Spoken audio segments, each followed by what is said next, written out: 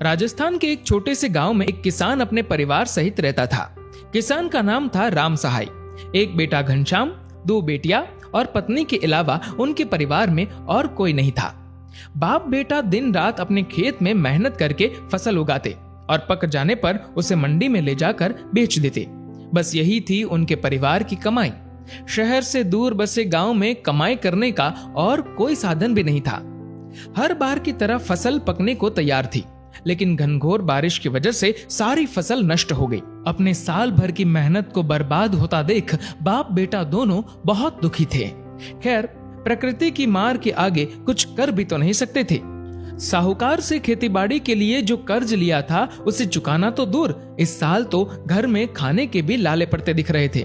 कुछ दिन तो दाल रोटी चलती रही, मगर एक दिन ऐसा भी आया कि घर में पकाने को कुछ भी नहीं बचा।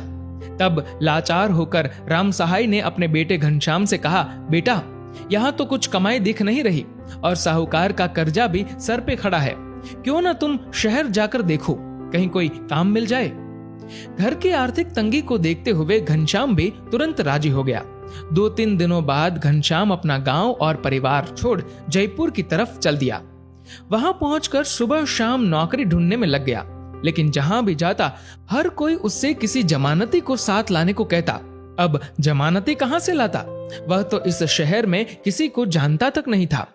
3 दिन बीत गए पर उसे कोई नौकरी न मिली और न ही जमानत देने वाला। जो पैसे घर से लाया था वह भी लगभग खत्म होने वाले थे। अब उसने तय किया कि सिर्फ एक वक्त का खाना ही खाएगा ताकि पैसे कुछ और दिन चल सके। शायद तब तक कोई नौकरी हाथ लग जाए। पूरे 7 दिन बीत जाने पर भी जब किसी नौकरी का इंतजाम नहीं हुआ तो घनश्याम टूट सा गया। लेकिन सवाल था कि वापस गांव लौटने से भी क्या होगा? वहां कौन सी कमाई का साधन है? सिर्फ कर्जदार ही खड़े हैं। जेब में हाथ डाला तो आखिरी 50 रुपए का नोट ही बचा था। ये देख उसकी आंखों में आंसू आ गए। सुबह के 7 बजे थे और उसने कल से कुछ नहीं खाया था। खाता भी कैसे? पैसे तो लगभग खत्म ही थे। तभी एक विचार आया कि क्यों ना किसी मंदिर चला जाए, शायद वहां कोई भोजन बांटने आया हो। मंदिर पहुंचा तो वहां एक दंपत्ति को खाना बांटते देख वह भी लाइन में लग गया। खाना मिला तो वह खाने का पत्तल लेकर मंदिर की सीढ़ियों पर ही बैठ गया। तभी एक सेठ मंदिर से पूजा की थाली हाथ में लिए बाहर निकले। सीढ़ियां उतरते समय उनका पांव फिसल गया और वह धड़ाम से गिर पड़े। लोगों ने भागकर उन्हें उठाया और थाली उठाकर उनके हाथ में थमा दी। भगवान का शुक्र कुछ ज्यादा चोट नहीं लगी थी। सेठ अपनी कार में बैठ चले गए। तभी खाना खाते हुए घनश्याम की नजर सीढ़ियों पर पड़े एक पर्स पर पड़ी।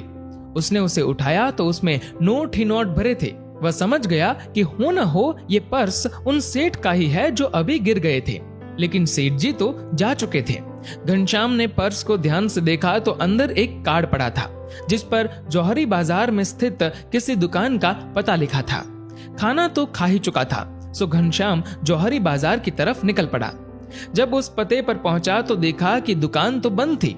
आसपास लोगों से पूछा तो पता चला कि यह दुकान तो लगभग 12 बजे ही खुलेगी। अब 12 बजे तक इंतजार करने के अलावा कोई चारा भी नहीं था और उसे कौन सी नौकरी पर पहुंचना था।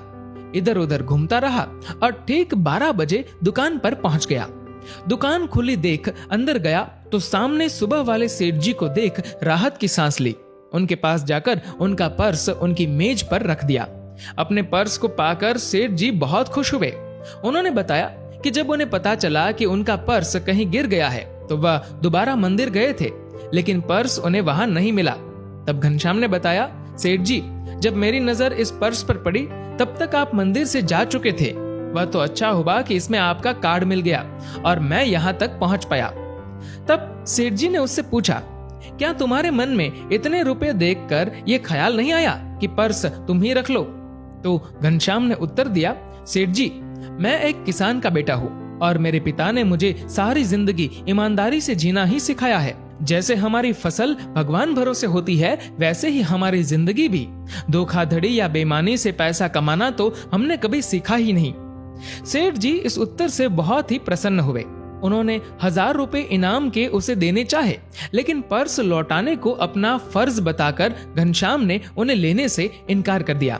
तब सेठ जी ने घनश्याम के सर पर हाथ रखकर आशीर्वाद दिया और बोले, बेटा कभी भी किसी चीज की आवश्यकता हो तो बिना झिझक चले आना।